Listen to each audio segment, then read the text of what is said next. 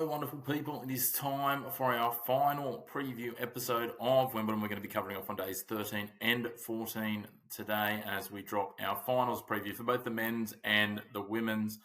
It is coming to the pointy end, as it clearly demonstrates by having the men's and women's finals. We've also got the men's and women's doubles finals coming over the next 2 days as well.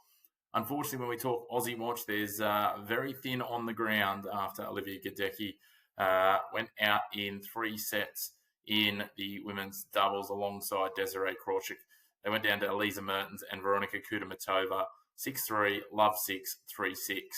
Unfortunately, that does mean the end of Aussie women's participation in the junior singles and senior singles, doubles, etc. So no Aussie women proceeding to a final. But on an Aussie Watch front, we do have our men's doubles final tonight, which we'll talk about in a moment. Our juniors in the under-14s round robin, they missed out and they head through to the repechage playoffs, so they won't be heading to the semi-finals either. So not a lot of Aussie glint over days 13 and 14. It's going to be all chips in on Rinky Hijikata and his Dutch partner David Pell up against the Brits Julian Cash and Lloyd Glasspool. You certainly got to take some confidence from the fact that across their 5 matches so far, Pell and Hijikata have knocked out the number 1, the number 3, and the number 14 seeds. They have been pretty strong. They've won 3 final set match tiebreaks as well across those 5 matches. So they're kind of becoming the tiebreak kings, if you will, in terms of that. The other 2 matches they won in straight sets. So when they've gone to that match tiebreak, they've absolutely powered through. So we'll see what they can do in that match tonight. That will get things started on centre court on day 13. And we're really looking forward to, I guess, how that shapes up. And we've got all chips in on Rinky Hijikata, as I said. But that will be the men's doubles final from 10 o'clock Eastern Time, Australia. So looking forward to watching Rinky and the team of he and David Pell going around. Let's move on to the women's singles final. And this one is certainly an interesting matchup when you have a look at it. Amanda Anisimova got through with a win over Arina Sabalenka, 6-4, 4-6, 6-4. She managed to break Sabalenka 4 times, which was absolutely astonishing when you think about the power that Sabalenka has. But Anisimova took it to her, took that power on and challenged it and came out on top. A well-deserved win for her, a maiden Grand Slam finals appearance. We've touched on her path previously, but she's come through in recent rounds, knocking off Anastasia Pavlyuchenkova in the quarterfinal, Linda Noskova in the round of 16 as well, after having got pretty comfortably through to that point. She'll now move up in the rankings to be the 3rd highest ranked American. She'll reach a career high after this final. She'll either be sitting at number 7, or if she does win the final, could be as high as number 5. So an opportunity for her. Previous high was 12 coming into the tournament. So she is surging up, and that will, if she can continue that form, mean that she should be in the top 8 seedings for the US Open, which is a huge piece for the home slam, that is for sure. We know Anisimova at her best is absolutely just a clinical player, but she just hasn't quite made this run as of yet. Still quite young. And when you have a look at it, you know, she's made a semi-final at the French Open previously, a quarter-final at Wimbledon. So, this is now the deepest run by far. Maiden slam final now at Wimbledon. And can she take it out on her first attempt? That will be the question. She obviously comes up against Iga Swiatek, the former world number 1. Now, interestingly, these two have not played each other previously on the main tour. They have played in the juniors coming through. Similar sorts of age, 23, 24. Swiatek, we know her record, as I said, former world number 1 for a significant period there. She's taken out 4 French Opens before she's won the US Open. But Wimbledon's always been, and grass has always been that challenge for her, especially the short turnarounds off the back of a number of those French Opens where she's gone deep or won the tournament. This year, we touched on it in our semi-final preview. She's had the benefit of having that few days of hitting in Mallorca, and it really seems to have paid off. She is really starting to perform at this level, and it shows with her first progression past the quarterfinals at Wimbledon. She is certainly uplifting her record on grass, and she's looking really comfortable in terms of it. She was clinical in that semi-final. Admittedly, Bencic had a fall early in the match. It didn't look like she was back in it after that. But she took it on. She was aggressive. She was on the front foot. Made just 13 unforced errors, which when you consider how aggressively she was playing Swiatek in the semi-final, it is a huge piece. To be able to play that aggressively with that few mistakes is an ominous sign from Amanda Anisimova. And look, I've been high on Anisimova since pre-tournament and certainly thought she would be right there when the whips were cracking. I said that she'd make it at least to the semi-finals, which she's obviously exceeded. And yeah, certainly looking forward to seeing how this shapes up. And look, undoubtedly, Amanda Anisimova knows that she's going to have to lean into the power game. She's going to have to lean and take it to Swiatek here and try and blast her off the court. On the other side, Swiatek, we saw she took on Ludmila Samsonova earlier in her run, a similar player to Anisimova in terms of how she plays the power game. She will look to work the corners, work the angles, make Anisimova work around the court and just drain her battery, drain her power. But again, Anisimova's got to lean in, come out early, come out hard if she's going to win this one. As much as I've tipped Anisimova since the early stages in terms of making a deep run, I just think that Iga Swiatek's going to continue to extend that 5-0 Grand Slam final record. She's been in 4 French Open finals, 1 US Open final. This is now her 6th Grand Slam final, and I think she breaks that drought. We know she hasn't won for a tournament for over a year since the French Open in 2024, but I think she gets it done here. I think Anisimova will start well. I think she might take the first set, and Swiatek will have to fight back and start to use the angles, the guile, and all that that craft that she has to move it around and utilise the natural pace of the court, and then take it back away from Anisimova and back it off with some slices and different other things. So I think it'll be Swiatek in 3 to take out her 6th Grand Slam and continue to drive her resurgence back up the rankings. A win here would lift her up to number 3 in the world. She'll overtake Jessica Pegula. A loss would mean she's number 4. But I've got Swiatek taking this out in 3 sets. It's going to be an enthralling one. It's going to be certainly a clash of classes, but looking forward to that. While we're talking finals, let's talk day 14, where we'll wrap up all the action at Wimbledon.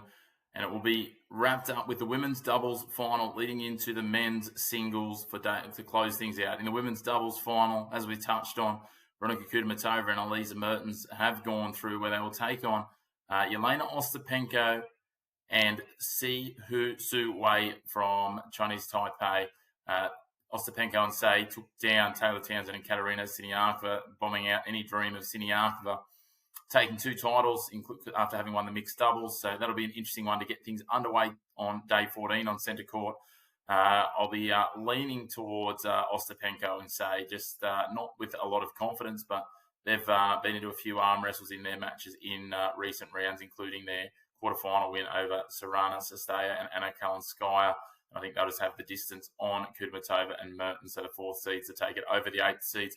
Let's talk men's singles semi-final, and it's a matchup that everyone predicted. It's a matchup that everyone wanted, and as we touched on when we were previewing the semi-finals, it's been such an unpredictable tournament with so many seeds bowing out early, yet we've still ended up in the men's side with the 4 predicted in the semis and the 2 predicted in the finals. It is Carlos Alcaraz up against Jannik Sinner. Alcaraz went through with a 4-set win over Taylor Fritz, continuing to use his athleticism and strength to get home against Fritz there. While for Jannik Sinner, it was a match against Novak Djokovic where Sinner, clearly the better player, didn't have it all his own way, but got it done in straight sets. And Djokovic, not quite the player he's been going back prior to last year's Wimbledon. And you can start to see these injuries, knocks, falls, and just the fatigue in general of these tournaments is starting to take its toll on him. The one asterisk, obviously, on Jannik Sinner is that walkover he got in the round of 16, the 4th round, against Grigor Dimitrov. Dimitrov had him 2 sets to love down. Sinner had that fall and jarred his elbow, which doesn't seem to be giving him any trouble whatsoever, which is good news in terms of this matchup.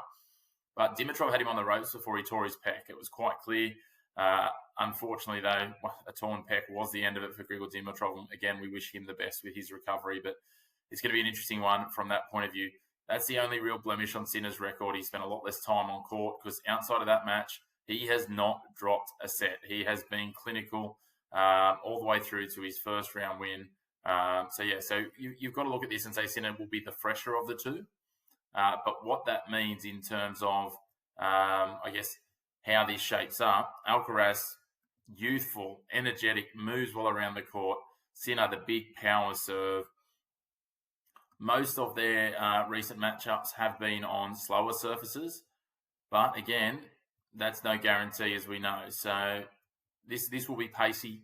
If Sinner can capitalise on his serve, he will go a long way towards winning this. But again, Alcaraz leads the matchup 8-4 heading into this. He has played a lot more tennis this year. We know that. Sinner had that 3-month ban. But it's going to be, as I said, it's going to be a matchup of power versus guile. How does Sinner deal with Alcaraz and he's moving it around the court, him running around, chasing everything down? He's absolutely going to have to blast away to get there. Alcaraz's serve needs to obviously pick up here to be in this competition. If he can get back to how he's serving in the first couple of rounds where he looked really clinical, then that will be a key piece. But look, very little separates these two. We know that. We saw that at Roland Garros at a 5-set final that went to 3 tie breaks and the other 2 sets went to 4. There's not a lot between them. I think the betting agencies have Alcaraz as a slight favourite, but again, very little between them. It could very much come down to who turns up in the better form on the day. And again, that could very much lead into that piece of the time on court. Alcaraz has spent nearly 5 hours extra on court. He's played 16 and a half hours at this point. Sinner just under 12 hours. 23 sets for Alcaraz versus 19 for Sinner. He's had to work a bit harder, that's for sure. But again, how good is that elbow for Sinner is the other question. The grass might suit the pace of Sinner's serve, but Alcaraz has the experience here. We know that. He's played in finals on this centre stage. Sinner yet to play in a final here at Wimbledon. In terms of how he shapes that up and how that converts, well, that's a question. But both these guys have won Grand Slams. Sinner's got 3 to his name, 2 Australians, and the 1 at the US. He couldn't break his duck at the French, but again, getting to the final there is a key piece. And, he's getting that big match experience lined up. He is the world number 1 for a reason and continues to push and power forward. But as I said, he hasn't played on the biggest stage here in front of that roaring crowd, but he has played centre court. So what does that mean? What does that shape up for Alcaraz versus Sinner? It's a really good question. I mean, you could probably try and pull on any number of narratives, but you could quickly and easily find other ones that outweigh or balance those out in terms of these two. And it's a real flip of the coin. Can Alcaraz make it 3 in a row? We saw that he had no real... Well, he managed to defend his French Open title. He's looking for a 6th Grand Slam. Sinner looking for a 4th Grand Slam. And again, this is a rivalry that we've been waiting for it to come together. It came together at the French. Alcaraz had the bragging rights there. But now, can he get it done again, or will it be Sinner coming back? I mean, you've just got to look, though. The last 2 years here, he's had it done against Novak Djokovic. Admittedly, Novak Djokovic was, clearly hampered last year. But the year before, 2023, taking a 5-set victory where he powered home in that final set to get it done. There's so much of that just pushes me to thinking that Alcaraz is the man. But I also can see a situation where Sinner blasts him off the court early and gets into a position where he might be a couple of sets up. And is that too much with the extra 5 hours that Alcaraz has spent on court? It's just such a flip of a coin, this one. My head says Jannik Sinner. My heart says Carlos Alcaraz. I'm going to let the logic dictate and go with my head. I think Sinner's going to get it done. He's going to break that streak that Alcaraz currently has of 5 straight wins against him, dating all the way back to 2023. He's beat him twice this year. He's beat Sinner 3 times last year. I'm not seeing it going 3 and 3. Interestingly, they've played 3 times every year since 2022, and last year was the only time where one of them's got a clean sweep on the other one. And I'm going to say that's going to stay that way. But Jannik Sinner taking this one in 4 sets. He'll take the first 2. Alcaraz will fight back and get one back, and then Sinner will close it out in the 4th.